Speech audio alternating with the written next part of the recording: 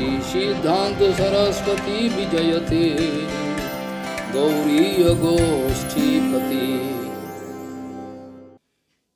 वंदे गुरुपद्वंदं भक्तबिंदसमन्वितं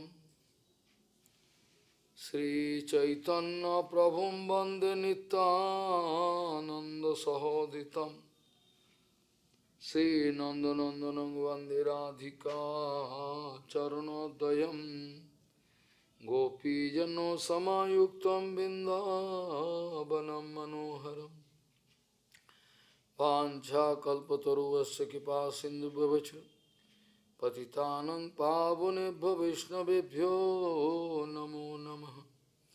मूकं करोति वाचालं पङ्गुं लङ्घयितगिरिं यत्कृपातमहं वन्दे परमानन्दमाधवं।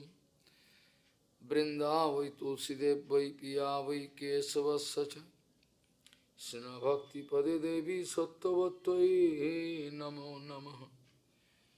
नारायण नमस्कृत्य नरं चैव नरोत्तमं देवीं सरस्वतीं व्यासं ततो जयो मुदीरये। संकीर्तने कृष्ण कथोपदेशे गौरीयपत्तस्य प्रकाशने च सदानुरक्तो गुरुभक्तियुक्तो भक्तिप्रमोदाक्ष जगोद्वरुन् ध्येयं सदा परिभवग्नभविष्टदोहं तेथास्पदं शिवविरिञ्चनुतं शरण्यं भीत्तात्युहं पुनतपाल्भवाद्दिपूतं वन्दे महापुरुषते चरणारविन्दं यत्पादपल्लवनखचन्दमनिच्छटाय विस्फुरजित किमपि गपवधू स्वदर्शि पूर्णानुरागर स्वसागर सारमूर्ति साराधिका मयि कदा कृपां करोसि। श्रीकृष्ण चैतन्य प्रभु नित्यानंद श्री अद्वैत गदाधर शिवसदि गौरभक्तबिंद। श्रीकृष्ण चैतन्य प्रभु नित्यानंद श्री अद्वैत गदाधर शिवसदि गौरभक्तबिंद। हरे कृष्ण कृष्ण कृष्ण हरे हरे हरे राम राम राम हरे।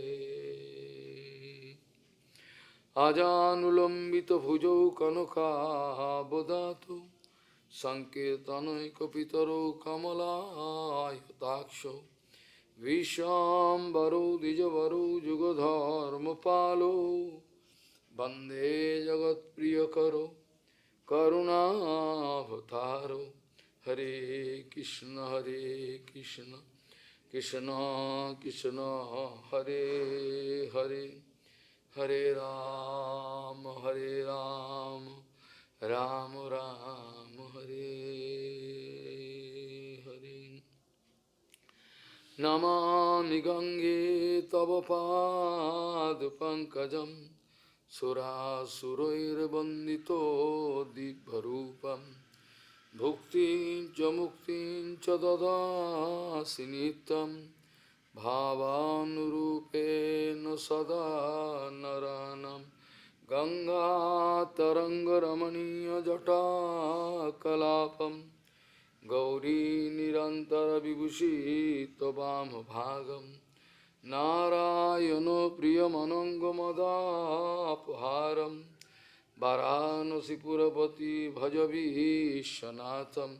वागीशजुष्वदने लक्ष्मीर्यस्य च वक्षसि यस्यास्ति हृदये संवित् त्वं नृसिंहमहं भजे। हरे कृष्ण कृष्ण कृष्ण हरे हरे हरे राम राम राम हरे। कृष्ण कीर्तन गान नर्तन कला पथो जनी भाजिता सद्भक्ता बलिहंस चक्रमदुपो सेनी विहारास्पदम कर्णानंदिकलध्वनिर्वहतु मे जिह्वामरु प्रांगणे श्रीचैतन्यदयानिधेत बलसत् लीला सुधा सर्धुनी। गौड़ीय गोष्ठीपति श्री शिल भक्ति सिद्धांत सरस्वती गोस्वामी ठाकुर प्रभुपाद परमहंस जगद्गुरु জানিয়েছেন ভগবান শ্রীকৃষ্ণের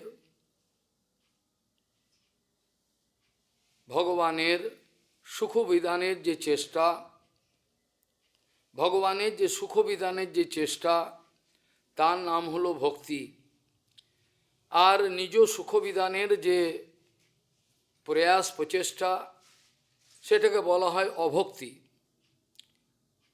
এই কথাটা চিৎকার করে জগৎবাসীর কাছে জানিয়ে দেওয়ার নাম হলো প্রচার। এই কথাটা চিৎকার করে জগৎবাসীর কাছে বলে দেওয়ার নাম হলো বাস্তবিক প্রচার, এটার নামই ভক্তি। গৌড়ীয় গোষ্ঠীপতি শ্রী শিল ভক্তি সিদ্ধান্ত সরস্বতী গোস্বামী ঠাকুর প্রভুপাদ পরমহংস জগৎগুরু জানিয়েছেন ভগবানের সুখবিধানের আপ্রাণ যে চেষ্টা তার নাম হলো ভক্তি। আর নিজ সুখবিধানের যে প্রয়াস প্রচেষ্টা, ভগবানের সেবা সামনে রেখে লুটে নেওয়ার যে চেষ্টা, এটাকে বলা হয় অভক্তি, এটাকে ভক্তি বলা হয় না। আর এই দুটো বিষয় জগৎবাসীর কাছে দ্ব্যর্থহীন ভাষায় চিৎকার করে বলে দেওয়ার নাম হলো বাস্তবিক প্রচার। জগৎবাসী যারা প্রচার করছেন তারা যেন কান খুলে এই কথাটা শুনে রাখে। এটাকে বলে বাস্তবিক প্রচার, এটাকেই ভক্তির কথা বলা হয়, এটাকেই বলা হয় ভক্তি। প্রভুপাদ জানাচ্ছেন যদি আমি লোক প্রতিষ্ঠা পাবো না, লোকে আমায় পছন্দ করবেন না, লোকে আমায় সাবস্ক্রাইব করবে না, এই বিচার নিয়ে যদি আমি অপ্রাকৃত জগতের অকৈতব্য সত্য কথা বলা বন্ধ করে দিই, তাহলে তো আমি সৌত পন্থা ত্যাগ করে দিয়ে অসৌত পন্থা গ্রহণ করলাম, তাতে তো আমার লাভ হলো না। আমি তো অসৌতপন্থী হয়ে গেলাম, আমি তো অসুর হয়ে গেলাম। এইভাবে তো কোনোদিন প্রচার কার্য হতে পারে না। প্রভুপাদ জানাচ্ছেন যদি আমার হৃদয়েতে প্রতিষ্ঠা আকাঙ্ক্ষা থাকে তাহলে নিশ্চিত পরিমাণে আমি অপ্রাকৃতিক জগতের অকৈতব্য সত্য কথা আমি কীর্তন করতে পারবো না। আমি ভয়ে ভীত হয়ে যাব, আমার পা কাঁপতে আরম্ভ করবে, জগৎবাসী আমাকে পছন্দ করবেন না, আমার প্রণামী, আমার প্রতিষ্ঠা, আমার লোকপ্রিয়তা এগুলো কোনোটাই আমার থাকবে না।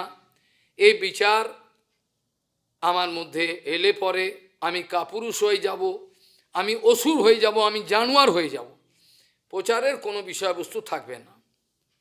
প্রভুপাদ জানাচ্ছেন যে আমার শত শত জন্ম, আমার বিভিন্ন অক্ষমতা থাকুক, আমার দুর্বলতা থাকুক, আমার ভেতরে বিভিন্ন রকমের ছিদ্র থাকুক, সমস্ত কিছুই আমার ভেতরে থাকতে পারে, জন্ম জন্ম থাকুক, শত শত জন্ম, তথাপি আমি রাজি আছি। কিন্তু কোনোরকমভাবে যেন রূপ রঘুনাথ আমাদের গুরুবর্গের ভক্তিবিনোদ ঠাকুর প্রভুপাদ বলছেন, আমরা প্রভুপাদের কথাও বললাম, এদের বিরুদ্ধ কথার, বিরুদ্ধ আচরণের, বিরুদ্ধ সিদ্ধান্তের স্রোত যেন আমার হৃদয়ে প্রবাহিত না হয়। কোনো দিন যেন এই অমানসিক বর্বরতা আমার মধ্যে যেন জাগরুক না হয়। আমার শত শত কপটতা ছাড়া আমার দুর্বলতা থাকুক, কপটতা হলে কোনো রেহাই নেই, আমার শত শত দুর্বলতা থাকুক, আমার ছিদ্র থাকুক, আমার অনেক কিছু দোষ থাকুক, কিন্তু কোনোরকমভাবেই যেন আমার রূপ রঘুনাথ আমাদের গুরুবর্গ, গৌড়ীয় গুরুবর্গের বিরুদ্ধ চিন্তা স্রোত, তাদের বিরোধিতা করবার চিন্তা স্রোত যেন আমার হৃদয়ে কোনোদিন জাগরুক না হয়। এই ভগবানের কাছে প্রার্থনা, ভগবানের কাছে এই প্রার্থনা যেন অন্তত আমি, অনেক দুর্বলতা থাকুক কিন্তু তাদের বিরুদ্ধ অভিযান করব। বর্তমান যারা রয়েছেন প্রচারক, তাদের যে এই যে অমানসিক বর্বরতা, এই রূপ রঘুনাথ গুরুবর্গের বিরুদ্ধে অভিযান করবার যে সাহস তারা দেখাচ্ছেন, এর ফলে তারা অনন্তকালের জন্য নরকগামী হবেন। কালকেও আলোচনা করা হয়েছিল যে যদি কোনো ব্যক্তি অন্যায় কথা বলেন, যিনি শোনেন, যো বক্তি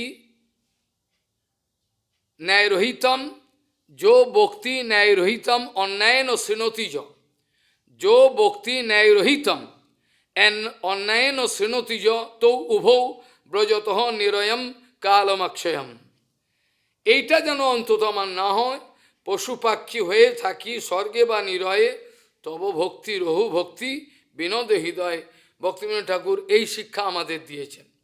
এর বাইরে আমরা কিছু জানতে চাই না। আমরা নতুন করে কোনো আচার্যের কাছে নতুন পন্থা আমরা শিখতে চাই না। আমরা তাদের কাছে কিছু শিখবো না। আমরা শিখবো গুরুবর্গের কাছে যা শিখিয়েছেন আমাদের, সেটি আমাদের যথেষ্ট। ওইটা দিয়ে আমরা সম্বল করে এগোবো। ভক্তিবিনোদ ঠাকুর বারবার বলেছিলেন, বারবার উপদেশামৃতের ব্যাখ্যাতেও সেখানে লিখেছেন, শ্লোকের ব্যাখ্যায় অনুবাদে সেখানে লিখেছেন যে পন্থা কখনো অনেক হয় না। পন্থা দিনে দিনে নতুন নতুন পন্থা বেরোবে, এটা হয় না। পন্থা একই, মহাজন ইয়েন গত সপন্থা। পন্থা কখনো বহু হয় না। হ্যাঁ, পন্থার মধ্যে ভাগবত ধর্মেরই বিশেষতা থাকে, আর অন্য কিছু থাকে না। তাতে ভাগবত ধর্মের বিশেষতা থাকলেও তার মধ্যে পরবর্তী গুরুবর্গ যা আমাদেরকে ভাগবত ধর্মের শিক্ষার ওপর ভিত্তি করে আরও ওপরে অনেক কথা জানিয়েছেন, সেগুলোকে নতুন পন্থা বলা হয় না। অর্থাৎ পূর্ব গুরুবর্গ যা বলে গেছেন সেগুলোকে অনুভব করার আমার ক্ষমতা কম। রূপ রঘুনাথ কি লিখছেন সংস্কৃততে, অনেক গম্ভীর সেখানে রহস্য, সেগুলো বোঝবার মতো ক্ষমতা আমার অত্যন্ত কম।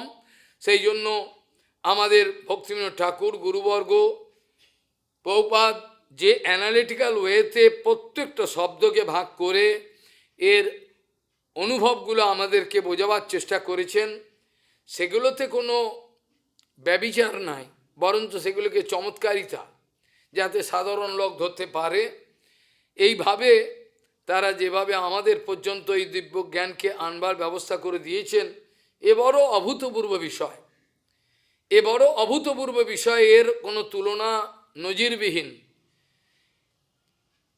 কেউ মনে করতে পারেন যে আমরা দ্বাদশ মহাজনের কথা আপনারা বললেন, ভাগবতে আছে, স্বয়ংভূর নারদ শম্ভু কুমার কপিল মনু প্রহ্লাদ ভীষ্ম জনক বলির বৈয়াস, এ তো বলেছেন।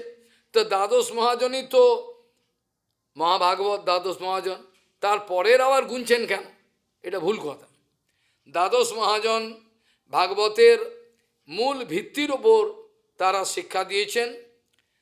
আর দ্বাদশ মহাজনের পরবর্তীকালে যারা ওই দ্বাদশ মহাজনকে তাদের আনুগত্যে ভজন করে গেছেন অপূর্বভাবে, তাদের কথাও আমাদেরকে উড়িয়ে দিলে হয় না। তারাও মহাভাগবত, তারা মহাজন যেন গত সপন্থা, এই পন্থারই পক্ষপাতী। তারা কোনো নতুন পথ দেখাননি। ভক্তিবিনোদ ঠাকুর কোনো নতুন পথ দেখাননি। প্রভুপাদ কোনো নতুন পথের আবিষ্কার করেন নাই। ভক্তিবিনোদ ঠাকুর বলেছেন, যে বা যারা অত্যন্ত প্রতিষ্ঠা লোলুপ, হায়নার মতো হায়না, যারা অত্যন্ত প্রতিষ্ঠা লোলুপ, চোখগুলো ফসফরাসের এই ঝলঝল করছে রাতের অন্ধকারে, যারা এরকম ধরনের ঘৃণ্য প্রবৃত্তি, তারাই একমাত্র নতুন পথ আবিষ্কার করার চেষ্টা করবেন। ভক্তিবিনোদ ঠাকুর বলছেন, নিশ্চিত জানবেন তাদের গুরুবর্গের থেকে বিশেষ কিছু দেখবার, নিজেকে পার্থক্য করে দেখবার, দেখো আমি এইসব জানি, গুরুবর্গ জানতো, এরকম একটা প্রবৃত্তি তাদের মধ্যে থাকবে। এদের যে নতুন পন্থা আবিষ্কারের যে বিষয়টা, সেই নতুন পন্থা যে আচার্য আবিষ্কার করে দেখা যায়, যা তা তো আচার্য বলাই যায় না, ফর দ্য টাইম বিং তর্কের খাতিরে বলতে হলো। তারা যে পন্থা নতুন করে দেখাচ্ছেন, সেই পন্থা এবং সেই আচার্য এবং যে পথ তারা দেখাচ্ছেন, যারা এই পন্থাগুলোকে মেনে নেওয়ার চেষ্টা করছেন, অর্থাৎ তাদের অনুগমনকারী যারা আছেন, তারা প্রত্যেকেই নরকে যাবেন। ভক্তিবিনোদ ঠাকুর উপদেশামৃতর ব্যাখ্যাতে পরিষ্কার বলছেন, এরা প্রত্যেকেই যাবেন। 20 বছর চলবে এই যে ভেলকিবাজি, এটা 10 বছর গুরুদেব যাওয়ার পর যদি কোনো মহাপুরুষের মুখে কথাগুলো শোনেন সত্য কথা, তো মনে মনে সন্দেহ হবে, ঠিকই তো তাই, ইনি তো ঠিকই বলছেন, গুরুবর্গের কথা, আমার গুরুদেব তো উল্টো বলে গেছে। এগুলো হবেই হবে, যেটা হতে আরম্ভ করেছে। বহুত পৃথিবী জুড়ে প্রচার। আমরা শিগগিরই একটা আর্টিকেল পাবলিশ করতে চাই, সেখানে ভক্তিবিনোদ ঠাকুরের ভবিষ্যৎবাণী, তার মধ্যে ভক্তিবিনোদ বলে গেছেন যে বা যারা এরকম ধরনের প্রচার করছেন তাদের প্রচারকে ভক্তিবিনোদ ঠাকুর সম্পূর্ণ উড়িয়ে দিয়েছেন।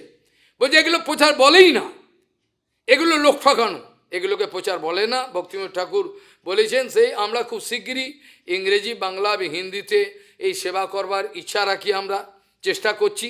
যদি ভগবান করার নিশ্চয়ই করব, অভিমানে হবে না, অহংকারে হয় না। এইভাবে দেখা যায় ভক্তিবিনোদ ঠাকুর বলছেন, যারা নতুন পন্থা মহাজনের থেকে বিশেষ কিছু পার্থক্য দেখাবার চেষ্টায় পেছনে বসে রয়েছেন এক বিদেশি, তিনি আজ থেকে 5-7 বছর আগে নিরন্তর কথা শুনছেন, খুব ভালো লোক। তিনি হঠাৎ আমাদের এই প্রভুর কাছে বললেন, বাবা তো এইসব বলছেন, কিন্তু এই যে বর্তমান আচার্য সারা পৃথিবী জুড়ে এগুলো করেছেন, কিন্তু তার তো প্রভুপাদের থেকেও বেশি প্রচার হয়েছে, ভালো হয়েছে বিশেষ। সঙ্গে সঙ্গে আমি তার উত্তর আর্টিকেলের মাধ্যমে, হরিকথার মাধ্যমে দিয়েছি।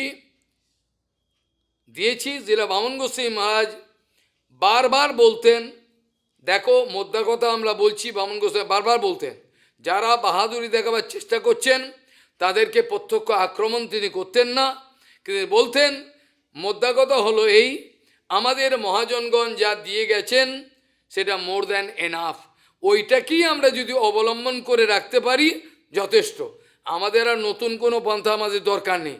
প্রত্যক্ষ আক্রমণ করতে যেতেন না, কারণ আগুন জ্বলে যাবে, এরা আগুন নিয়ে খেলা করছে।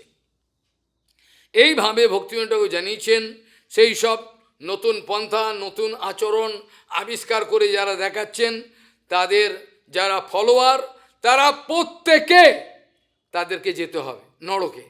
এবং আচার্য যাবে, ভক্তিবিনোদ ঠাকুর বলছে 20 বছর, 10 বছর, খুব বেশি হলে 30 বছর, 25, এরপরে বুঝতেই পারবে, এরপরে অনায়াসে বুদ্ধিমান ব্যক্তি। এখন মুসলিম সম্প্রদায়ের যারা বাচ্চা বাচ্চা সমস্ত জোয়ান ছেলে মেয়ে আছেন, তারা প্রশ্ন করেন, সেই প্রশ্নের যখন উত্তর পান তখন ওরা অবাক হয়ে, সত্যিই তো তাই। এই নতুন যে শিক্ষিত সম্প্রদায় যারা আছেন, এই যে আমাদের মুসলিম ভাইদের যে ছেলে মেয়ে আছে, তারা যখন বড় হচ্ছেন বলছেন এটা কেন হবে, এটা কেন করব, কী জন্য করব, উত্তর দিতে হবে, উত্তর দিতে পারছে না। অনেক হিড়িক পড়ে গেছে, তারা ছেড়ে দিচ্ছেন, দিয়ে সনাতন ধর্মতে জয়েন করছেন, বলছে উত্তর দিতে পারছেন না। তা আমাদের এখানে এই ভাগবত ধর্মেতে এমন কোনো বিষয় নেই যেটা আমরা উত্তর দেবো না, আমাদের কাছে উত্তর, কেন এগুলো বিজ্ঞান ভিত্তিক, অবাস্তব কোনো কিছুই আমাদের ভাগবত ধর্মে নাই। সেই জন্য ভক্তিবিনোদ ঠাকুর বলছেন, এদের নতুন পন্থা, যারা সেই পন্থা ফলো করতেন আচার্য, তারা শীঘ্রই লুপ্ত হয়ে যাবেন। এই ভাষাটা লেখা আছে, আমি দেখাবো, এরা শীঘ্রই লুপ্ত হয়ে যাবেন, এরা থাকবেন, এরা ভেলকিবাজি, হাওয়াইবাজি, ফুঁক উঠলো বঙ্কর নেমে গেল, এদের ভগবানের সঙ্গে কোনো লেনা দেনা নাই, এদের মাল করি, এদের ভগবানের সঙ্গে কোনো লেনা দেনা নাই, নাই নাই, 3 সত্য বললাম ব্যাসাসন বসে, এদের ভগবানের সঙ্গে কোনো লেনাদেনা নাই, গুরুবর্গের সঙ্গে কোনো লেনাদেনা নাই, এদের টাকা দরকার। যতক্ষণ পর্যন্ত দেখছে আমাদের ইনকামের রাস্তা ভালোই আছে, কোনো ডিস্টার্ব করছে না, আরে বলুক না ওইসব, আমাদের ইনকামটা তো চলছে, যেদিন ইনকামে হাত পড়বে, আতে ঘা লাগবে, সেদিন, তার আগে করবে না, কারণ উত্তর নেই ওদের কাছে, উত্তর কিছু নেই। আজ আমাদের বড় সৌভাগ্য, গৌরানা গোসাই শ্রী অদ্বৈত গোসাইয়ের আবির্ভাব তিথি আজ, শান্তিপুরনাথ সীতাপতি, গৌরাঙ্গ মহাপ্রভুর গুরুদেব, গৌরাঙ্গ মহাপ্রভু যাকে গুরু বলতেন, তার আজকে আবির্ভাব তিথি, অদ্বৈত সপ্তমী। যার যত কথাই আমি বলবার চেষ্টা করি, সেই আমার প্রয়াস প্রচেষ্টাগুলো অত্যন্ত ক্ষুদ্র, এতটাই আমার ক্ষুদ্র যে যার মহিমা অনন্তকাল ধরে বলেও শেষ করা যায় না। সেই অদ্বৈত গোসাই, যার নাম সদাশিব, যার কথার ভূমিকা বিস্তার করতে গিয়ে আমাকে আগের কথাগুলো বলতে হলো, তা নাহলে আপনাদের মধ্যে অনেকেই এই আচার্যের সম্বন্ধে বাস্তবিক ধারণা নিতে পারবেন না। এই জন্য আগে ভূমিকাটা তৈরি করে নিতে হলো। অদ্বৈত গোসাইকে বলা হচ্ছেন আচার্য, তিনি হচ্ছেন আচার্য। এরকম আচার্য জগতে আর হওয়া সুদূর্লভ, যার ক্ষমতা এত বেশি ভগবানকে টেনে খিঁচে নামিয়ে আনবেন।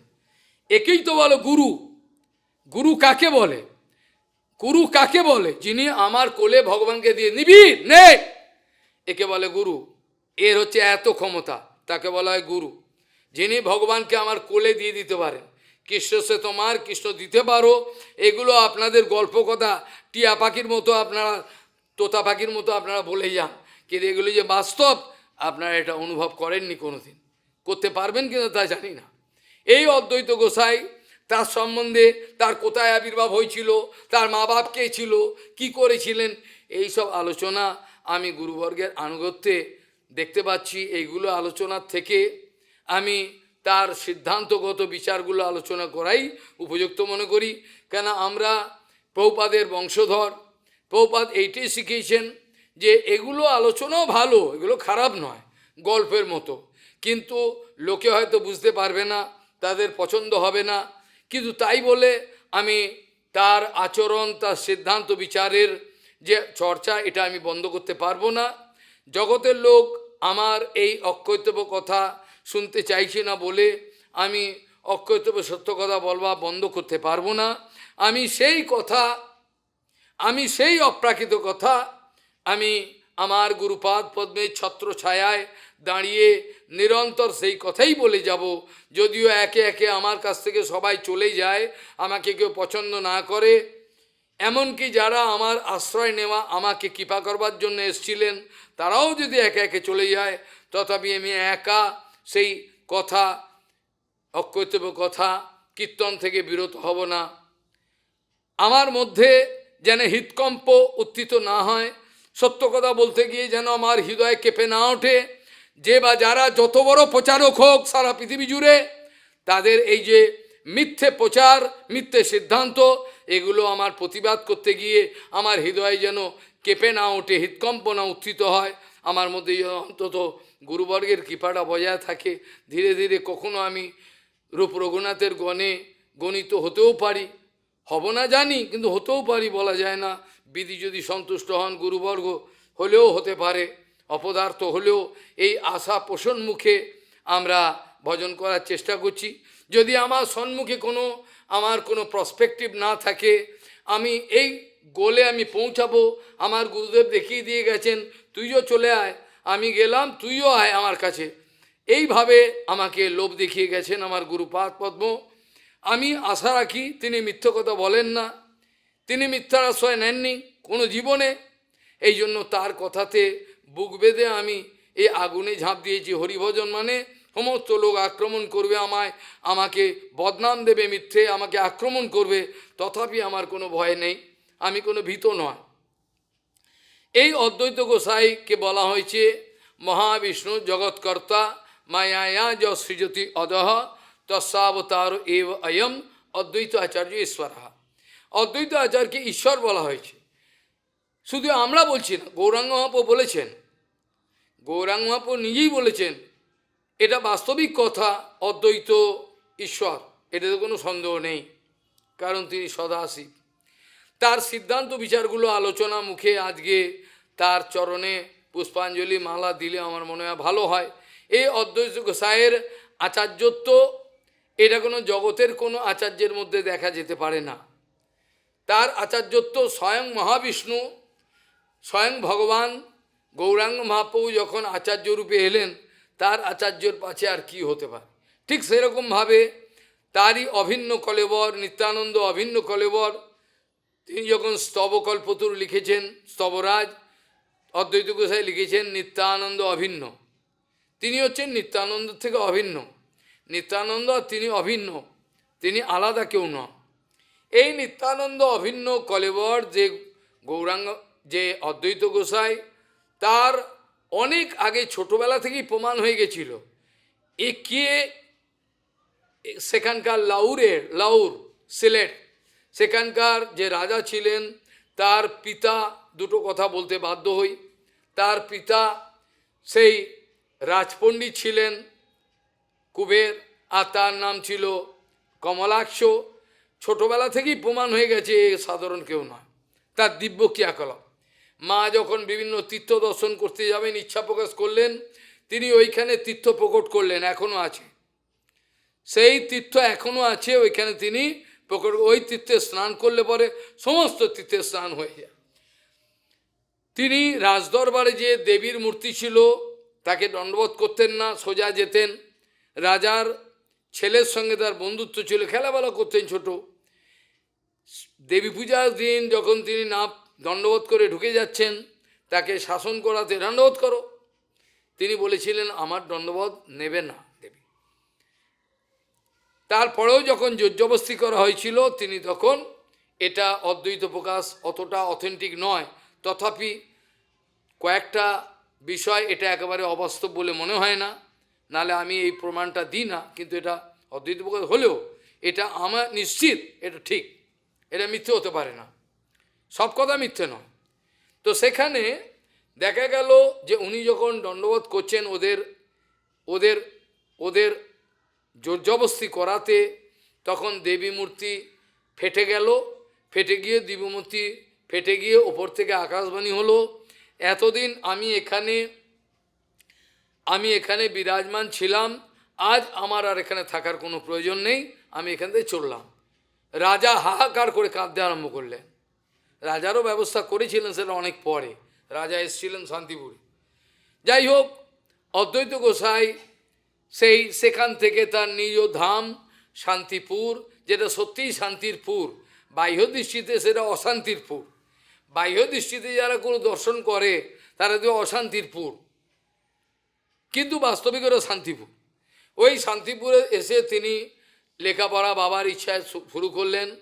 সেখানে শান্তাচার্য বলে এক বিরাট শাস্ত্রবিদ ছিলেন, তিনি ফুলিয়াতে, তার কাছে বেদ বেদান্ত উপনিষদ সব পড়া, মানে ঝড়ের বেগে হয়ে গেল। মানে এত তাড়াতাড়ি একটা মানুষ পারে তার ধারণা ছিল না। আর ছোটোবেলায় তো ব্যাকরণ সব জলের মতো হয়ে গেছে, আর করে আবার পড়তে এসেছিলেন, কারণ নবদ্বীপ শান্তিপুর এগুলো তখন বিরাট। সেখানে করলেন, করার পরেতে নৃসিংহ ভাদুরী তার দুই কন্যা, এক সীতামা এক শ্রী, দুই কন্যাকে স্বপ্নাদেশ পেলেন যে এর সঙ্গে তুমি বিবাহ দাও, এ কোনো সাধারণ কেউ নয়, সদাশিব। এই করে দুই শক্তিকে তিনি গ্রহণ করলেন, পত্নী আমি বলতে রাজি নয়, দুই শক্তিকে, তার নিত্য শক্তিকে তিনি স্বীকার করলেন, করে নিয়ে গৃহস্থ আশ্রমে লীলা করলেন। আর সেই সময়তে শাস্ত্রের যেসব ব্যাখ্যা শান্তিপুরে করতেন, তখনকার দিনে শান্তিপুর ছিল একটা, মায়াবাদী বললে না বললেও হয়, মায়াবাদী বললেও কোনো ক্ষতি নেই, এটা ছিল স্মার্ত ব্রাহ্মণগণের জায়গা। স্মার্ত, এতটাই স্মার্ত যে এখনো পর্যন্ত যদি শুদ্ধ হরিকথা আমার মাইকে চিৎকার করে চলত, যখন অদ্বৈত গোসাই তিনি, তাদের অনেকেই খেপে যেত, এইসব কথা কে বলছে। অদ্বৈত গোসাই যেখানে পুজো করা হয় এখানে যেত সাউন্ডটা, ওদের মধ্যে ক্ষিপ্ত হয়ে যেত। এইভাবে তিনি দুই শক্তিকে গ্রহণ করে নিয়ে, নিত্য শক্তিকে, তিনি তার গৃহস্থ আশ্রমে লীলা শুরু করেছিলেন। আর আমাদের মাধবেন্দ্র পুরীপাদ কোনো ঘটনাক্রমে ঘুরতে ঘুরতে ভগবত ইচ্ছায় তিনি যখন শান্তিপুরে পৌঁছলেন, তিনি অদ্বৈত গোসাইকে দেখে পাগল হয়ে গেছিলেন, আর অদ্বৈত গোসাই একে দেখে পাগল হয়ে গেছিলেন। তখন চরণে ধরে, যদিও তিনি ভগবান, অদ্বৈত গোসাই মহাবিষ্ণু ভগবান, তথাপি ভগবান যদি আচরণ করে না দেখান তাহলে কে বুঝবে। রামচন্দ্র গুরু গ্রহণ করেন, কৃষ্ণ গুরু গ্রহণ করেন তো গৌরাঙ্গ মহাপ্রভু গুরু গ্রহণ করেন, এগুলো ইচ্ছে করেই করেন, কারণ ওরা যদি না করেন তাহলে সমাজের লোক বলবে দরকার নেই। ভগবান এটা গীতাতে স্বীকার করেছেন, যদিও অর্জুন দেখো আমার কোনো কিছু করবার দরকার নেই, আমার কোনো কর্তব্যকর্ম বলে কিছু নাই, তথাপি আমি করি লোক সংগ্রহ, মানে লোকে যেন আমার কথা মানে বোঝে, সেই জন্য আমি করতে বাধ্য হই, আমার নামে নিজের কর্তব্য কর্ম আমার কিছু নাই। যাই হোক, এইভাবে অদ্বৈত গোসাইয়ের চরণে আশ্রয় নিয়েছিলেন তিনি। অদ্বৈত গোসাই বুঝতে পেরেছিলেন এই বস্তুটা কি বস্তু, এই বস্তুটা কি বস্তু তিনি বুঝতে পেরেছিলেন, আর তিনিও বুঝেছিলেন একে। এইভাবে অদ্বৈত গোসাই সেখানে আশ্রয় নিয়েছিলেন, লীলা করেছিলেন।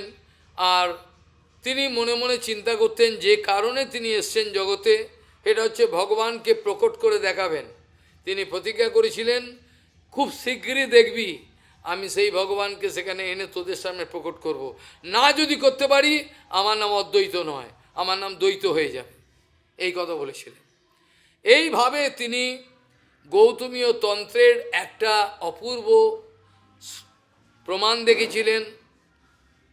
তুলসী দল মাত্রেন জলস্ব চলুকেন বা বৃক্ষণীতে স্বাত্মানম বক্তব্য ভক্তবৎসল, এইভাবে প্রমাণ পেয়েছিলেন। তাই জন্য তখন থেকে তিনি কি করলেন, গঙ্গার তীরে বসে নিরন্তর গঙ্গা এবং তুলসী দল হুঙ্কার করে চিৎকার করছেন, আকাশ ফেটে যায় সদাশিবের চিৎকারে। এইভাবে ভগবানকে ডাকতে ডেকে নিয়ে এলেন তিনি এই জগতে। তার নাম ওই জন্য নাড়া হলো, নাড়া। নাড় হলো জল, নারায়ণ মানে হলো অয়ন মানে শয়ন। ভগবান যে অনন্ত জলসাগরে যে বিরাজমান থাকেন, অনন্তের বিষ্ণাতে, অনন্ত বিষ্ণা হয়েছেন নিজে, এই জন্য তার নাম নারায়ণ। অয়ন, অয়ন মানে শয়ন। এইভাবে অদ্বৈত গোসাইয়ের পরিচয় বাস্তবিক পক্ষে। তার কথা যতই বলা যায় ততই কিছুই নয়, তুচ্ছ, বাস্তবিক বলা হলো না। তার কারণ তার সৃষ্টির রহস্য আলোচনা করলেও দেখা যাবে যে অদ্বৈত গোসাই কী করেছেন। সৃষ্টির যত এই যে যেটাকে বলা হয় মহাবিষ্ণু কারণবসাই, সেখান থেকে কীভাবে তিনি আমাদের এই জগৎকে সৃষ্টি করার জন্য মায়াদেবীর সঙ্গে সহযোগ করলেন ইচ্ছা করে। নিজের যে নির্মল তিনি হচ্ছেন সপ্তমায় শুদ্ধ সাত্ত্বিক। শুদ্ধ সাত্ত্বিকটা সামান্য কথা, সে স্বয়ং ভগবান। ইচ্ছা করে তিনি মায়ার সঙ্গ করার অভিনয় করে আমাদের বাঁচাবার জন্য এই জগৎ সৃষ্টি করলেন। এর তত্ত্ব অনেক গম্ভীর। যখন শিবরাত্রি তিথি হবে সেই দিন এইসব আলোচনা করা সুযোগ আমরা পেতে পারব। এই অদ্বৈত গোসাই এই হুঙ্কার করতে থাকলেন। তার আগে বলা ভালো, তিনি বৃন্দাবন আদি বিভিন্ন জায়গায় তীর্থ পর্যটনে চলে গেছিলেন। বিভিন্ন জায়গায় অযোধ্যা আদি, মথুরা, বৃন্দাবন, কাশী, সমস্ত জায়গায় অদ্বৈত গোসাই করেছিলেন। শেষে বৃন্দাবনে যখন এসেছিলেন, সেখানে তিনি স্বপ্নাদেশে মদন গোপালকে লাভ করেছিলেন মাটির তলা থেকে। সে অপূর্ব কথা, আরও অনেক কথা, সেসব কথা আলোচনার আমরা সেরকম সুযোগ পাব না। সেইখানে অদ্বৈত গোসাই সে সেবা প্রাকট্য বিধান করেছিলেন, মাটির তলায় চলে গেছিল। পরে অদ্বৈত গোসাইয়ের দ্বাদশ বন যখন পরিভ্রমণ করতে নির্গত হয়েছিলেন, তখন হঠাৎ এক ব্যক্তির মুখে খবর পেলেন যে আমাদের অদ্বৈত গোসাই খবর পেলেন যে মদন গোপাল অন্তর্ধান করেছে। কারণ ওখানে মুসলিম ব্যক্তি যে মন্দিরে অত্যাচার করতে আসছে এই জেনে মদন গোপাল যিনি প্রকট হয়েছিলেন মাটির, অন্তর্ধান করেছে। শুনে অদ্বৈত গোসাই পাগল হয়ে গেলেন, উথাল পাতাল হচ্ছেন, পাগল, আমি আর বাঁচব না। শেষে কি হলো, তিনি স্বপ্নাদেশ করলেন, ওই তুমি দ্বাদশ ভ্রমণ করে আসো, আমি আছি কিন্তু ছোট হয়ে গেছি, লুকিয়ে ফুলের গাঁদা যেখানে আছে ওর তলায় আমি লুকিয়ে রয়েছি, তুমি এলে আমায় পাবে। সেই বিগ্রহ আমি দেখেছিলাম। পাঁচু গোসাই, মদনমোহনের পাঁচু গোসাই মরে গেছে, আমাদের চিনত খুব, যত পাণ্ডা ছিল সব ভালোবাসতো আমাকে প্রচণ্ড। তো ওই বিগ্রহকে দেখেছি, পাঁচু গোসাই কাউকে দেখায় না, একটা থালা করে এইটুকু দেখেছিল, এই প্রকট হয়েছে, বাসো সেই বিগ্রহ মদন গোপাল। এইভাবে অদ্বৈত গোসাই খবর পাওয়া যায়, অনেক কিছু পেয়েছিলেন, সেটা তিনি নাকি এখানেও এনেছিলেন, অনেক কথা শোনা যায়, অনেক কথা। যাই হোক, এখন অদ্বৈত গোসাই বিভিন্ন তীর্থ পর্যটন আদি করার পর তারপরে যে তার দুই শক্তিকে পরিণয় গ্রহণ করলেন, তারপরে তার এইসব হওয়ার পরেতে তিনি যখন হুঙ্কার করে গৌরাঙ্গ মহাপ্রভুকে ডাকতে আরম্ভ করলেন। গৌরাঙ্গ মহাপ্রভু তার ডাকেতে সাড়া না দিয়ে আর থাকতে পারলেন না। তিনি তখন প্রকট হলেন গৌরাঙ্গ ভূমিতলে, নবদ্বীপে, মায়াপুরে প্রকট হলেন। অদ্বৈত গোসাই সব জানেন। একদিন অদ্বৈত আর হরিদাস দুজনে রয়েছেন। অদ্বৈত আনন্দে নাচতে আরম্ভ করেছেন। হরিদাস বলছেন, তোমার কার্যেতে মনে হচ্ছে কিছু আসল কিছু আছে, তুমি নাচছো আজকে। হরিদাস ঠাকুর বলছেন, আজ তোমার এই ক্রিয়াকলাপে বোঝা যাচ্ছে আজকে বিশেষ কিছু আছে, আমাদের বলছো না, গোপন করে যাচ্ছ, খুব শীঘ্রই বুঝতে পারবো, দাঁড়াও। ওই দিন হলো গৌরাঙ্গের আবির্ভাব। সেই দিন অদ্বৈত গোসাই শান্তিপুরেতে দেদার কাপড় উড়িয়ে নাচছে আনন্দে। পরে এবার যখন খবর গেল সেখানে তোমার সেই প্রভু আজকে এসছে, তখন তিনি সোনা দানা গয়না গাটি বানিয়ে সীতামা, সীতা ঠাকুরানী এবং অদ্বৈত গোসাই দুজনে পালকি করে সব এলেন, সব গয়না গাটি নিয়ে কোথায় কি দেবেন সব নিয়ে এলেন সমস্ত আনন্দে। এসে সেই বাচ্চাকে দর্শন করলেন, শিশুকে সেগুলো অর্পণ করলেন। অদ্বৈত বুঝতেই পারছেন আমার প্রভু এসে গেছে, আর চিন্তা নেই। কিন্তু তারপরেও অদ্বৈত গোসাই অনেকবার বিভিন্ন রকমভাবে পরীক্ষামূলকভাবে এমন কিছু করেছিলেন যাতে মনে হয় অদ্বৈত গোসাই সন্দেহ করছেন ইনি কি আমার প্রভু। এটা কিন্তু হওয়ার দরকার, কারণ এটা যদি না হয়, যেটা অর্জুন করেছিল, আজকে সকালেও আলোচনা করছিলাম, এই সংশয় সন্দেহগুলো না করলে ভগবান কি করেন, সংশয় সন্দেহগুলো কাউর মাধ্যমে প্রকট করে আরেকজনকে দিয়ে সমাধান করান। করে কি করেন, যারা সন্দেহবাতিক, যাদের বদ্ধজীবের সন্দেহ ছাড়া কিছুই নাই, বদ্ধজীবের সংশয় সন্দেহ থাকবেই থাকবে। এই সংশয় সন্দেহগুলো তার ভজনের রাস্তায় কাঁটা হয়ে দাঁড়ায়। অনেক কিছু করলো, লাস্টে হঠাৎ একটা প্রশ্নের উত্তর পেল না, সন্দেহ জাগলো, ছেড়ে দিল। এরকম কত উদাহরণ আমি দেবো, আপনারা শুনতে চান? যাকে কালা পাহাড় বলা হয়, সে কত বড় ব্রাহ্মণে ছেড়েছিল, শালগম পুজো করত, কত কিছু, হঠাৎ তার অবিশ্বাস চলে, এমন অবিশ্বাস হলো, ভাঙতে আরম্ভ করলো সব। মুসলিম রাজার সঙ্গে একত্র সব, কিন্তু এ বিরাট ভক্তিমান ছিল, কি করে হলো কে জানে। তো এরকম হতেই পারে। সেই জন্য গীতা প্রবচন আদৌ আমাদের সামনে আসতো না যদি অর্জুনকে ওই প্ল্যাটফর্মে ভগবান না দাঁড় করাতেন, তাহলে ও কোশ্চেন করতো না, আমাদের কাছে গীতা হতো না। আর এই রকমভাবে অদ্বৈত গোসাই সদাশিব ভাগবতজি মহাপুরাণ যদি আলোচনা করা যায়, সেখানেও দেখা যায় শিবজি ভগবান হচ্ছেন ভগবানের সবচেয়ে প্রিয়, সবচেয়ে আপনজন। কিন্তু হলেও শিবজি মহারাজ কতবার এরম ঘটনা ঘটেছে ভগবানের বিরুদ্ধে, অর্থাৎ এর হয়ে ওর হয়ে লড়াই, কাশীরাজের হয়ে বা ওখানে বানাসুরের হয়ে, এগুলো কেন করেছেন? এগুলো একটা তুলনামূলক একটা আলোচনা। ইচ্ছে করে ভগবান দেখিয়েছেন যাতে পুরো ব্যাপারটা প্রকাশ পায়। সে আমাদের এই শঙ্কর ভগবান পায়ে ধরেছেন, প্রভু দয়া করে অন্তত একে বাঁচিয়ে দিন, এর বংশের কাউকে আমি মারব না। ভগবান বললেন, এ আমার পূর্বে থেকেই প্রতিজ্ঞা আছে, তোমার কোনো চিন্তা নেই, আমি একে মারব না। আমি হাতগুলো কাটলাম এর অহংকারগুলোকে নাশ করার জন্য। ভগবান বললেন, এই হাতগুলোকে কচুকাটা করলাম, ওর বড় স্পর্ধা বেড়ে গেছিলো। শঙ্কর ভগবানকে বলছি, তুমি ছাড়া কেউ নেই আমার লড়াই, তোমার সঙ্গে একটু লড়াই করো। আরে এত বড় অহংকার। তারপর সে অহংকারের চাকিয়ে দিল ভগবান, সব হাতগুলোকে কেটে বাকি রেখে দিল 4টে হাত। এইভাবে দেখা যায় অদ্বৈত গোসাই ইচ্ছা করে তাকে যখন কত প্রহর যে নিজের ভাব প্রকাশ করেছিলেন, 24 প্রহর না, অনেক দিন, আরও 72 ঘন্টা, সেই সময়তে শ্রীরাম পণ্ডিত অর্থাৎ আমাদের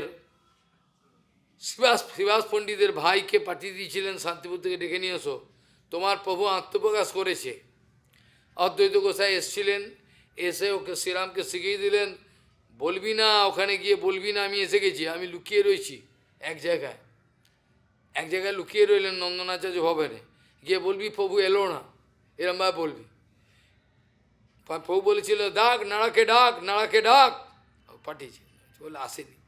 তো মহাপ্রভু আসবার আগে শ্রীরামপুর ঢোকালে, এই নাড়া ওইখানে লুকিয়ে রয়েছে, ওকে ডেকে নিয়ে আসে, বুঝলি। তারপরেও অদ্বৈত গোসাই অনেকবার এরকম ইচ্ছা করে করেছেন।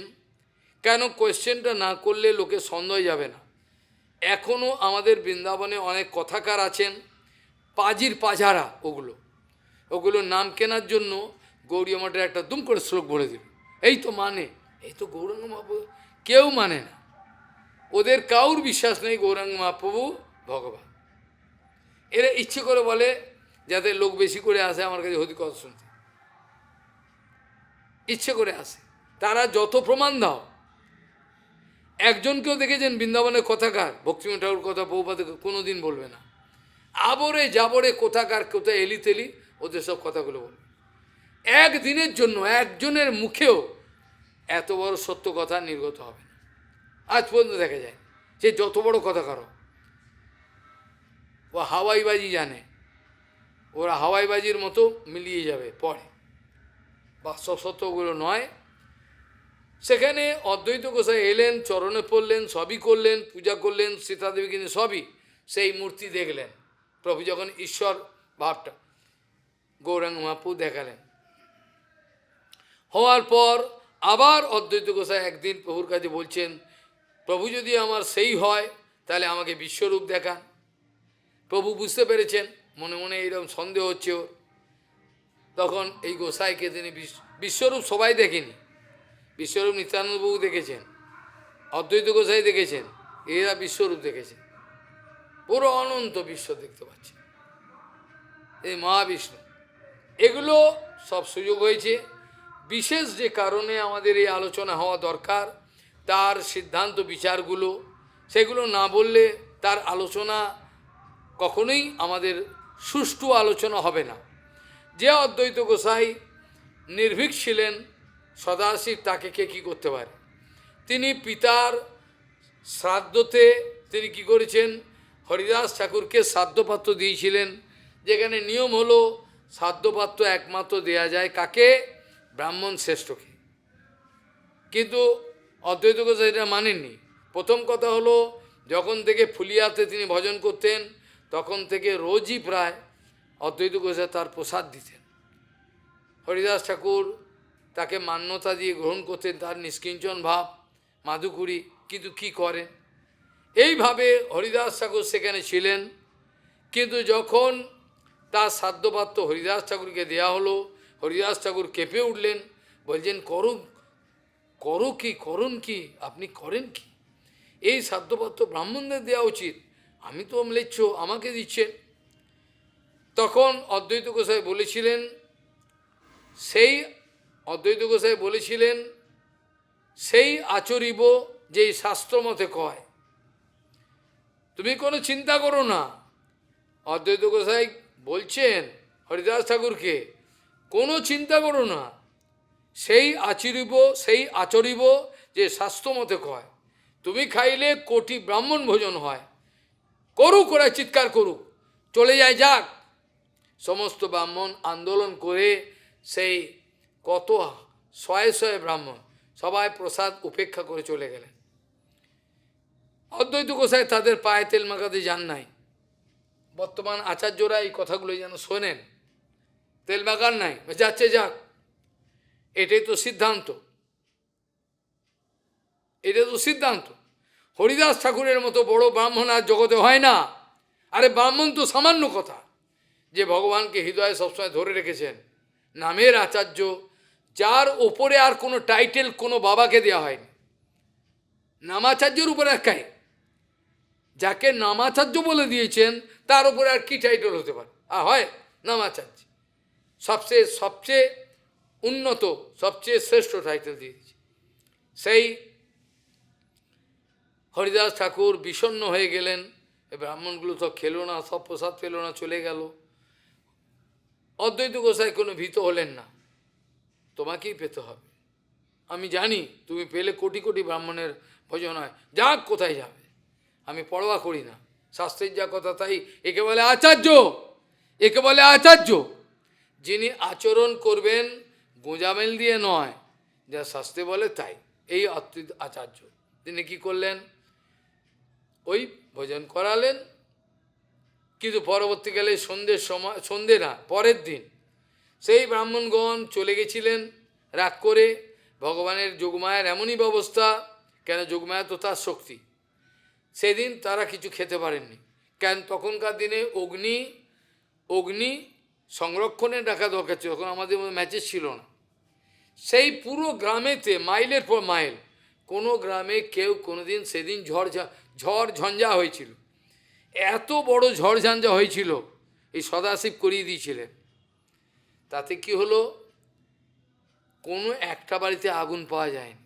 ওদের নিয়ম ছিল আগুন সংরক্ষণ করতে হতো, এই আগুন দিয়ে আগুন নেবে গেলে কিছু করে আবার আনো। কোনো কেউই ওইসব ব্রাহ্মণরা পুরো গ্রামে খুঁজে মাইলে কোনো জায়গায় আগুন পায়নি। তারা অভুক্ত চাল যাগুলো সিধাও নেয়নি, তারা ফুটিয়ে খেতে পারেনি। না খেয়ে পরের দিন এবার এসে পায়ে ধরছে সদাশিবের, অদ্বৈত কথা আমরা ভুল করেছিলাম, অন্যায় হয়েছে, আমাদের ক্ষমা দিন। এখন কী করবো, প্রসাদ তো এখন প্রসাদ জল দেয়া আছে কালকে, বলে ওইটিই দিন আমরা খাবো। ওই জল দেয়া কালকের বাসি অন্ন, ওই প্রসাদ, যেমন যেমন যখন ঠিকই তো হয়তো জগন্নাথের প্রসাদ, তো জল দেওয়া থাকলে আপত্তি কী? আমরা তো 3 দিনের জগন্নাথের প্রসাদ নিয়ে নিয়ে পাই জগন্নাথ মন্দিরের ভেতরে, পাকাল জগন্নাথের পাকাল প্রসাদ, এ তো অমৃত আনন্দ। এইভাবে তারা পেয়েছিলেন।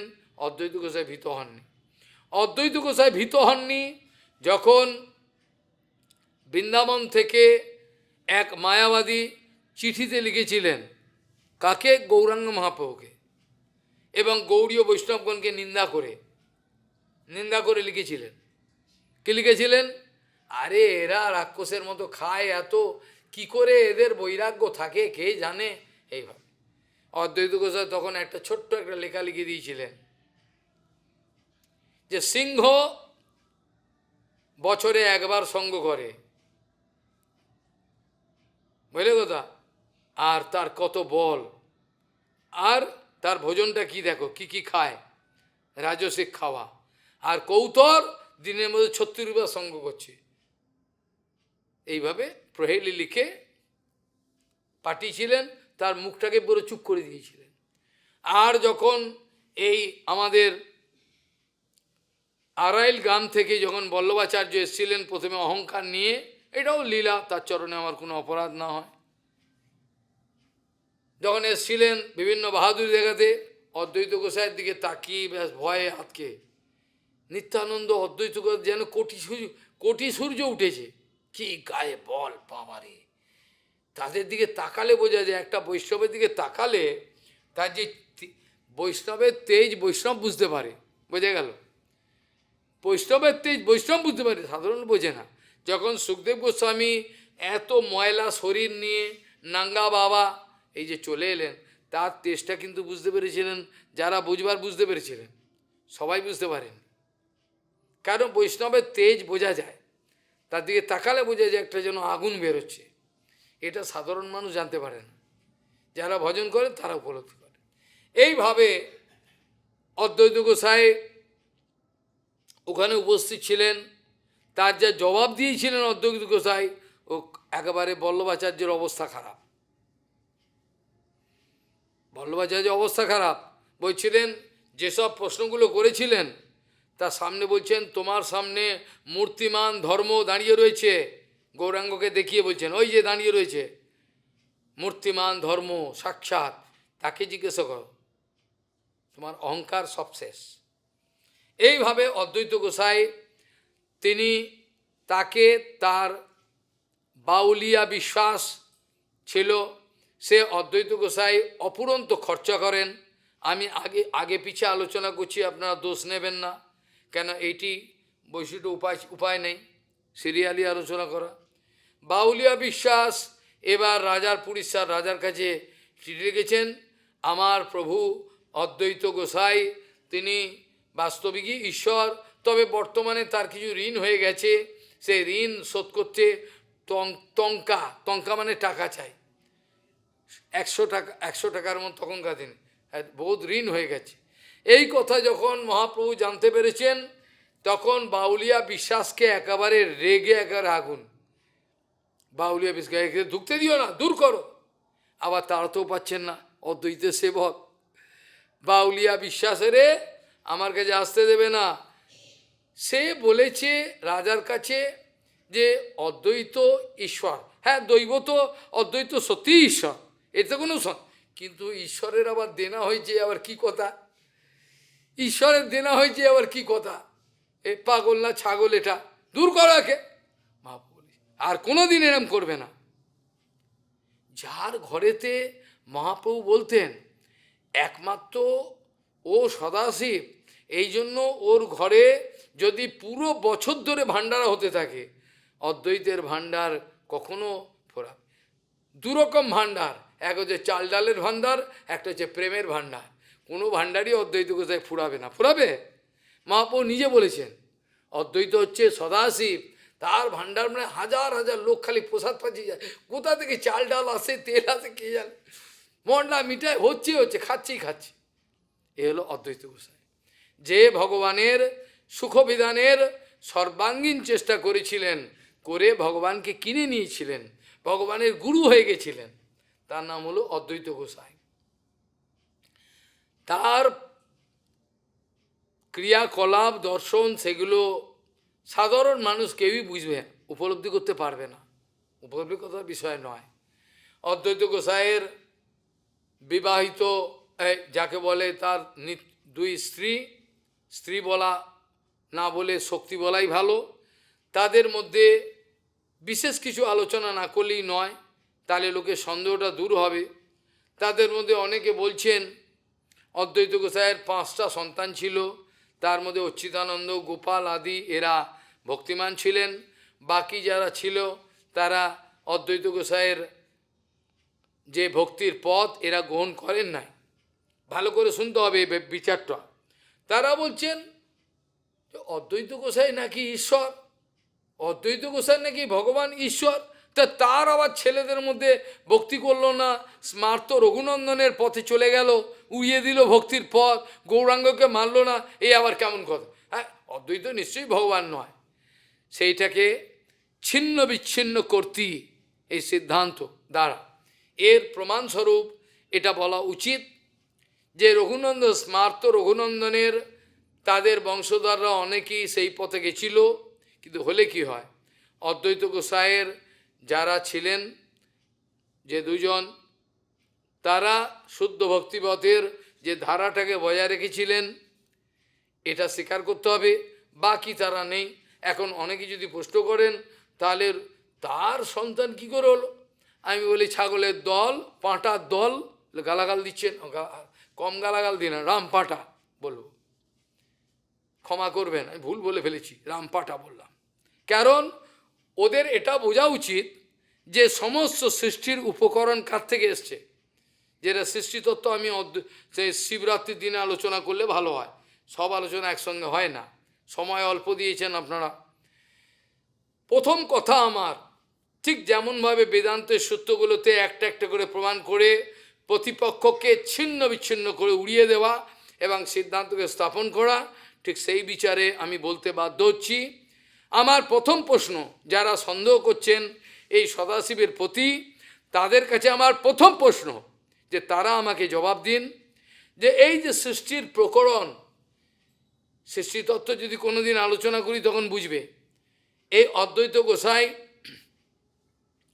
ইনি সদাশিব, মহাবিষ্ণুর জগৎকর্তা, মায়াজা যশিদতি অত বলেছি। তাহলে যত সৃষ্টির যে উপকরণ প্রকৃতি অর্থাৎ সদাশিব যে ইনগ্রেডিয়েন্টগুলো দিয়েছেন, তার থেকেই তো আমরা মহত্তত্ত্ব কাকে বলি, প্রকৃতি, তার দিকে মহাবিষ্ণু তাকালেন, পূর্বকল্পের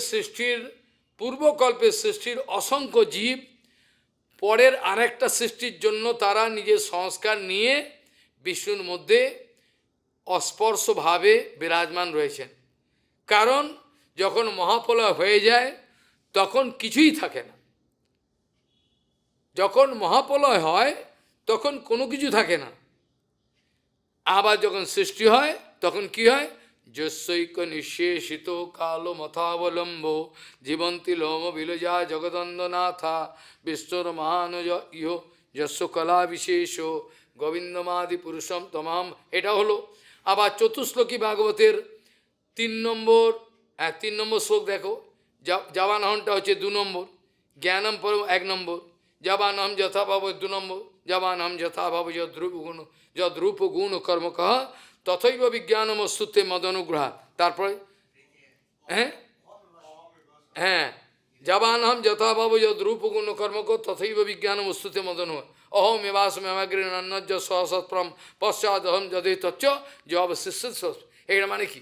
সৃষ্টির পূর্বে যা ছিল সবই আমি, সৃষ্টি যখন থাকে না, পুরো ডিজলভ হয়ে যায়, তখন আমি অবশেষ থাকি। এর দ্বারা কী প্রমাণ হয়? ওই মহাবিষ্ণু আর মহাবিষ্ণু অভিন্ন। তাহলে সৃষ্টির যে উপকরণগুলো, এই যে সৃষ্টির উপকরণগুলো কোত্থেকে এসছে? সদাশিব থেকে এসছে। আর যত জীব তার থেকে এসছে। সদাশিব থেকে সদসৎ, যেটাকে আমরা সদ এবং ভালো করে বুঝতে হবে সিদ্ধান্তটা।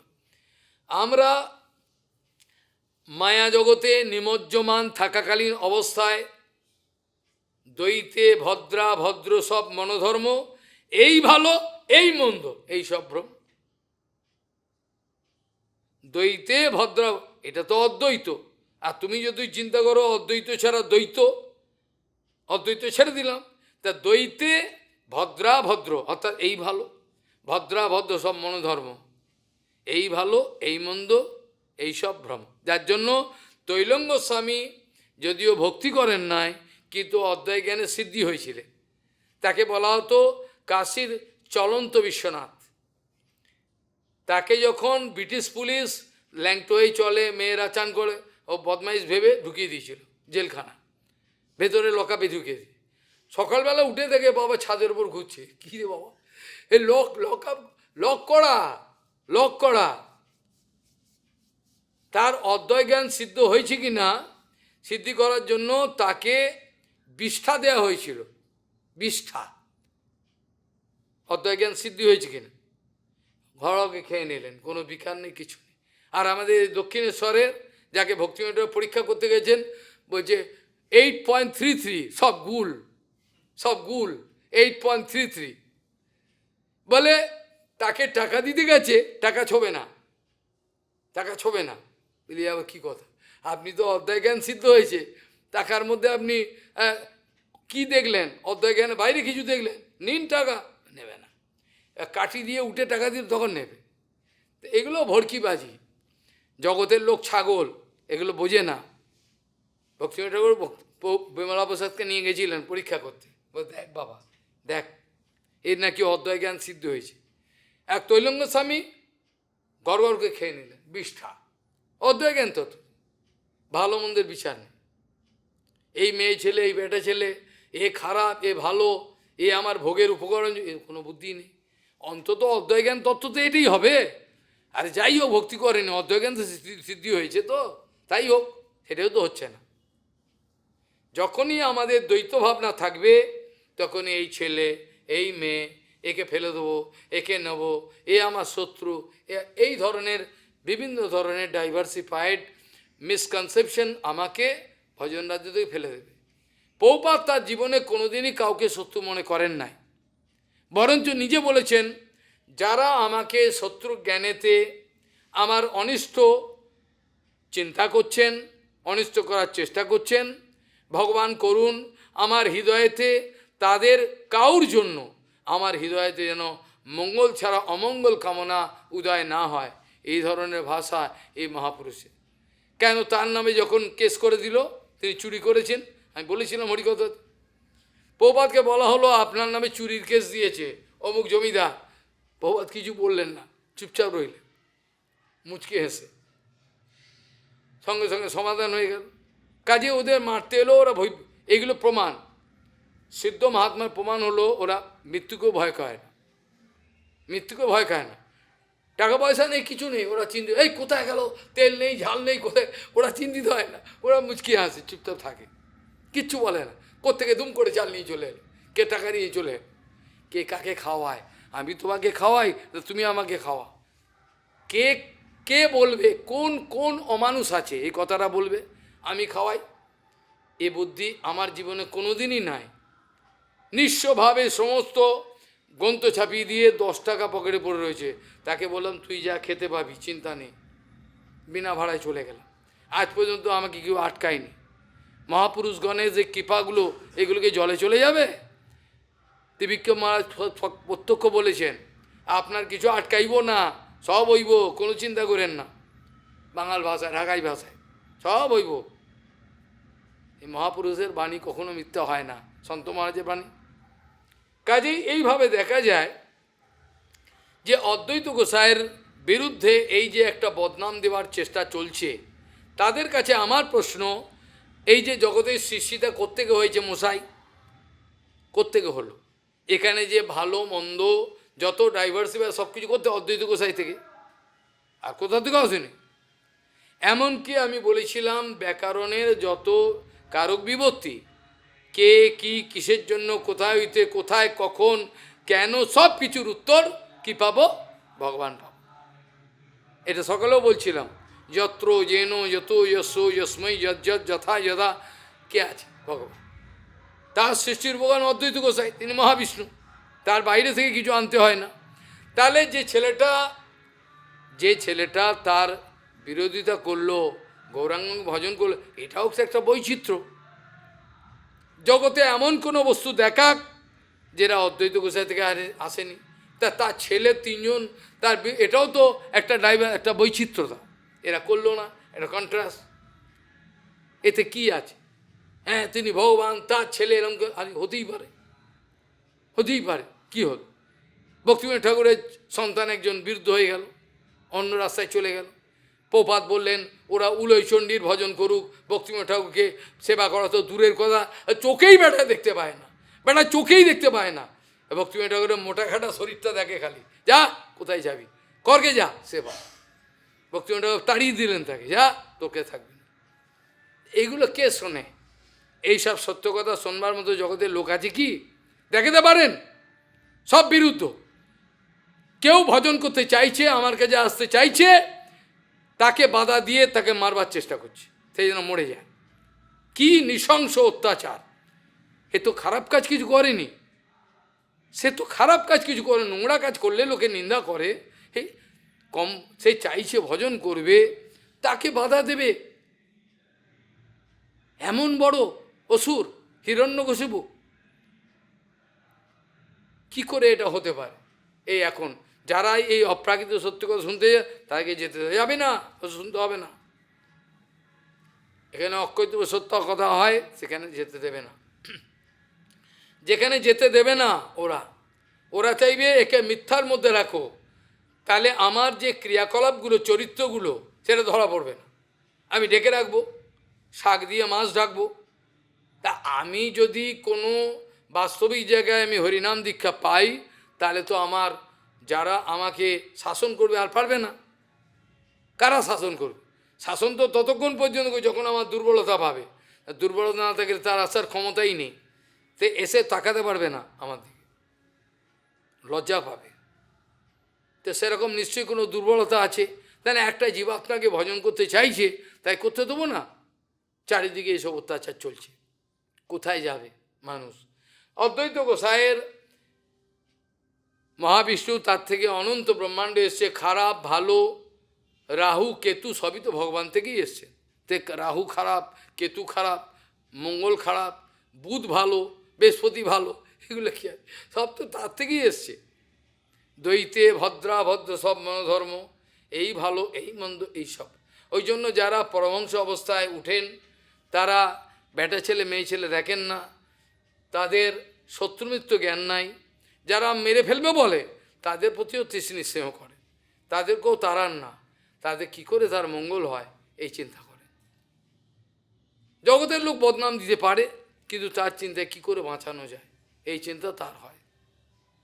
অন্য কোনো তার ওই দ্বৈত ভাবনা আসে না। আমাকে এই মনে নেই 2 মাস আগে আমার বিরুদ্ধে বললেও তার সঙ্গে ভালো করে কথা বলে, তার ওই রকম দ্বৈত ভাবনা নাই। সেই তো পরমংশ অবস্থায় উঠলে সমস্ত বস্তুতে ভগবান দর্শন হয়। কে মেয়ে ছেলে, কে বেটা ছেলে, ভাই কে মেয়ে ছেলে হলো আর কেই বা বেটা ছিল, এটাই বা তো ভুলের কথা। এ তো ভালো নয় বিচার। ততদিন পর্যন্ত ব্রহ্মচর্য থাকে না, সন্ন্যাস থাকে না, যতক্ষণ না অদ্বয় জ্ঞান তত্ত্বে প্রতিষ্ঠিত হয়। অবশ্য অদ্বয় জ্ঞান তত্ত্ব প্রতিষ্ঠিত মানে আমি মায়াবাদীর অদ্বয় জ্ঞান বিচার আমি চাইছি না। আমি বলতে চাইছি যেটা জীবগোস্বামীপাদের দেয়া অচিন্ত ভেদাভেদ তত্ত্ব, যার মধ্যে অদ্বয় জ্ঞান তত্ত্বের অপূর্ব এক আনন্দময় অ্যাবসলিউট সমাধান পাওয়া গেছে, সেই তত্ত্বের কথা আমি বলছি। আমি কোনো মায়াবাদী কাশীর বারাণসীর কোনো পক্ষপাতী হচ্ছি না, কারণ মায়াবাদীর মতো ভোগী এত বড় যোশীর সঙ্গ আর কেউ নাই। এই জন্য অদ্বৈত গোসাইকে আমরা আমরা জাপটে ধরব। অদ্বৈত গোসাইয়ের চরণ ধরলে পরে কারোর ক্ষমতা নেই আমাকে আটকায়। তিনি সর্বদাই রক্ষা করছেন সব কিছু, সর্বদাই শ্বেতাপতি অদ্বৈত গোসাই। এ অদ্ভুত তত্ত্ব, সৃষ্টির তত্ত্ব, তার সঙ্গে তার অপ্রাকৃত তত্ত্ব, এই যে কি অ্যাডজাস্টমেন্ট অপ্রাকৃত, এটা শিব যেদিন যেদিন শিবরাত্রি আমার মনে হয় সেদিন আলোচনা করলে ভালো হবে। অদ্বৈত গোসাই যেভাবে মহাপ্রভুকে সেবা করেছিলেন সেটা অভূতপূর্ব, অভূতপূর্ব। সেই সেবা কেউ করতে পারবে না, সেই সেবা কেউ করতে পারবে না। দু একটা কথা না বললেই নয়। এটা হলো অদ্বৈত গোসাই ইচ্ছা করে জ্ঞান বৈশিষ্ট্য পড়তে আরম্ভ করলেন, কারণ প্রভু জোর করে গিয়ে অদ্বৈতের চরণের ধুলো নেয়। অদ্বৈত পেরে ওঠে না, গায়ে বল নেই, বয়স হয়েছে, ইচ্ছা করে লীলা কর। মহাবিষ্ণু আবার বয়স কী হবে? অনেকে বলে তার কি দাড়ি ছিল মারা, একই কথা। দেখো, তিনি সদাশিব অদ্বৈত গোসাই, দাড়ি ছিল এ ধারণাটাও অমূলক নয়। কারণ জগন্নাথ মন্দিরের ভেতর দেখবে সদাশিবের এ আছে, সেখানে দাঁড়িয়ে আছে। কারণ যেহেতু তিনি শিবতত্ত্ব, হতে পারেন বিষ্ণু, দাঁড়িয়ে থাকলে কী অসুবিধে থাকতে পারে, হতে পারে। অরিজিনালি শান্তিপুরও এরকম দেখা যায় দাঁড়িয়ে রয়েছে। যে কথা বলতে গিয়ে বলা হলো, অদ্বৈত গোসাই রোজ দুঃখ করেন, প্রভুর সঙ্গে আমি বলে পেরে উঠি না, মত্তহস্তির মতো আমার হাত দুটোকে চেপে ধরে মাথাটাকে আমার পায়ে ঘষে, আমি এর প্রতিশোধ নেবো, দাঁড়াও এর প্রতিশোধ নেবো। এমনি তো গায়ে বলে পারবো না, গেলেই আমাকে এরম ধরবে, ধরে আটকে রেখে মাথাটাকে আমার পায়ে ঘষবে, আর আমি দুঃখে মরে যাই। তে আমার প্রভু এ কী করা যায় বলো দেখি? একটা প্ল্যান করলেন, একটা সমাধান আছে, কি করব? এখন আমি গিয়ে আর ভক্তির ব্যাখ্যা করব না, পালাই গিয়ে শান্তিপুরে গিয়ে এবার যোগ বৈশিষ্ট্য ব্যাখ্যা করছে। মহাপ্রভুকে খবর এলো অদ্বৈত আর ভক্তি মানে না, তাই নাকি? হ্যাঁ, ভক্তি মানে না, এখন খালি যোগ বৈশিষ্ট্য ব্যাখ্যা করছে, জ্ঞান বড়। মহাপ্রভু গেলেন রেগে, কি এত বড় কথা যে আচার্য আমি ভালোবাসি তাকে আমার গুরু, দাঁড়া। এই নিত্যানন্দ অদ্বৈত দুজনে সাঁতার কেটে গেলেন সেখানে গিয়ে, এবার উঠে সেখানে গিয়ে অদ্বৈত থেকে যোগ বৈশিষ্ট্য ব্যাখ্যা করছে, গিয়ে চুল ধরে নিয়ে এলেন বারান্দায়, এতে দুম দুম পেটাতে আরম্ভ করলেন। আর সীতা ঠাকুর কাঁদছেন, আমার বুড়ো ভর্তা ছেড়ে দাও, মরে যাবে, তোমার কত বড় সাহস, মারছো, বুড়ো হয়ে গেছে একে মারছো। আর অদ্বৈত গোসাইকে মারতে মারতে লাস্টে প্রভু গড়গড় করতে করতে চোখ লাল করে বারান্দায় গিয়ে বসলেন এরমভাবে। আর এদিকে অদ্বৈত গোসাই নাচতে আরম্ভ করলেন, আজ হয়েছে, প্রতিশোধ নিয়েছি, আজ প্রতিশোধ নিয়েছি, তুমি এতদিন আমাকে ভাড়াতে, আমাকে আজকে দেখো। এই জন্যই কী করলেন, এইভাবে শাস্তি পেল, শাস্তি পেয়ে কৃপাটা পেল, এইভাবে তোমার কৃপা পাওয়ার জন্য আমাকে করতে হয়েছে। আর অদ্বৈত গোসাইয়ের সামনে তখনকার দিনে যে ভক্তির পরিবেশ ছিল, শুনলে অন্নপ্রাশনের ভাত উঠে আসবে। আমি 500 বছর আগের কথা ছেড়েই দিলাম, আমি 500-600 বছর আগের কথা হচ্ছি না, আমার নিজের বাচ্চা বয়সে আমি পুতুলের বিয়েতে খেয়েছি লুচি পুরি, পুতুলের বিয়ে। আমার যখন 4-5 বছর বয়স, তখন ফটিকদের বাড়ি মা বলছে নিমন্ত্রণ আছে, খেয়ে আয় যা ওখানে।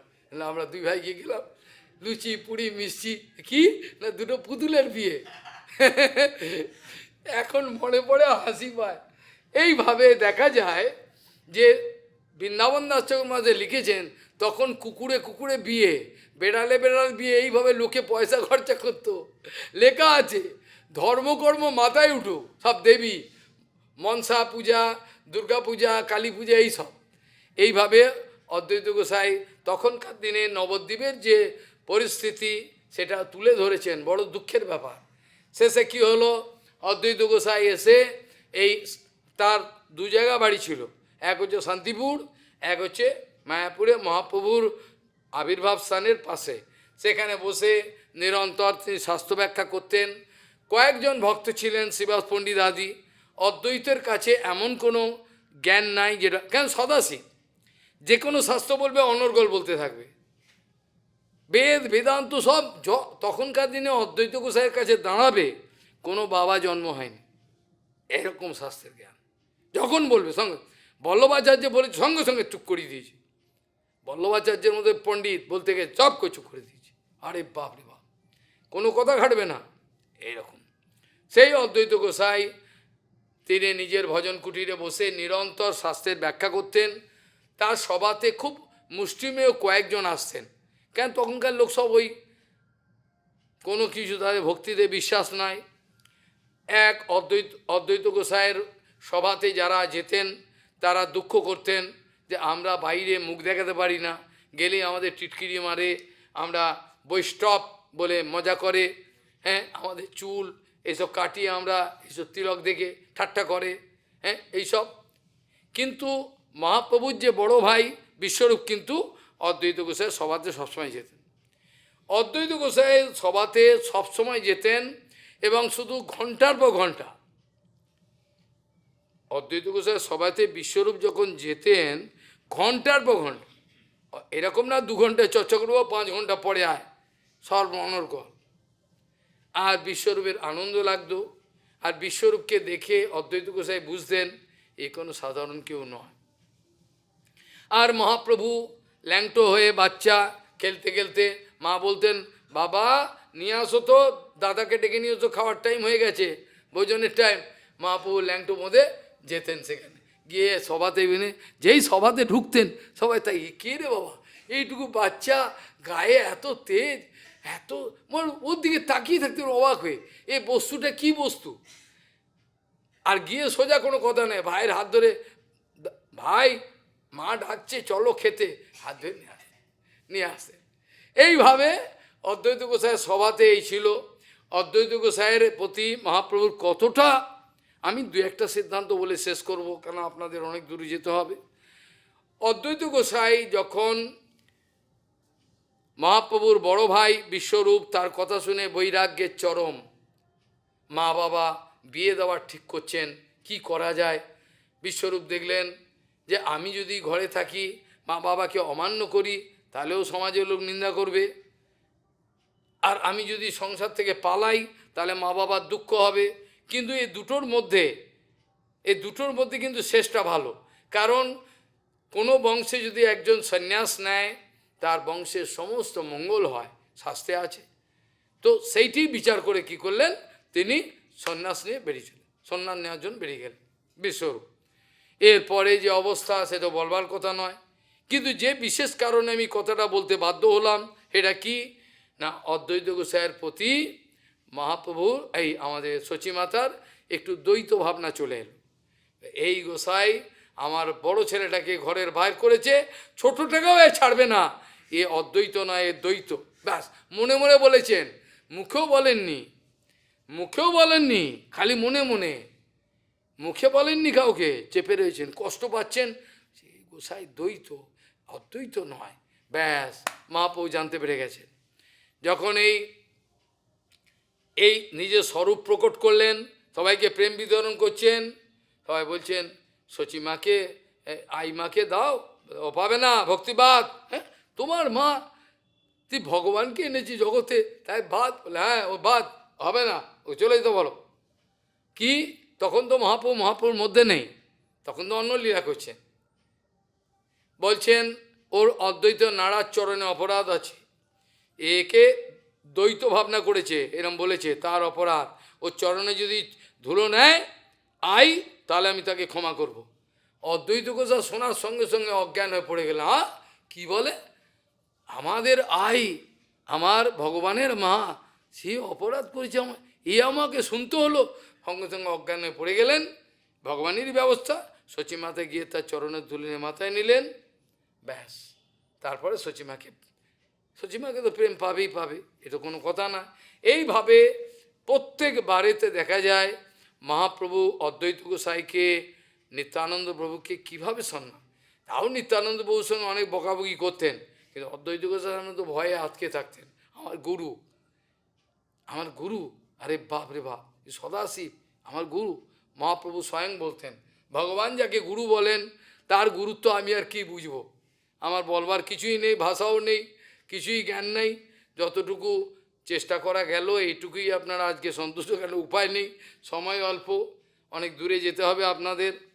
তো কৃষ্ণ কীর্তন গান নর্তন কলা পথ জনী ভ্রাজিতা সদ্ভক্তা বলি হংস চক্র মধুপ শ্রেণী বিহারাস্পদম করুণানন্দী কলধ্বনির বহুতু মে জিহ্বা মরু প্রাঙ্গণে শ্রী চৈতন্য দয়ানিধে তবল সদ লীলা সুধা সার্ধুনি वाञ्छकल्प कृपा सिंधु भविष्य पतितानं पावन वैष्णवभ्यो नमो। जय अद्वैत गोसाई सदाशिव शांतिपूर्णाथ की, गौर प्रेमानंदे हरि।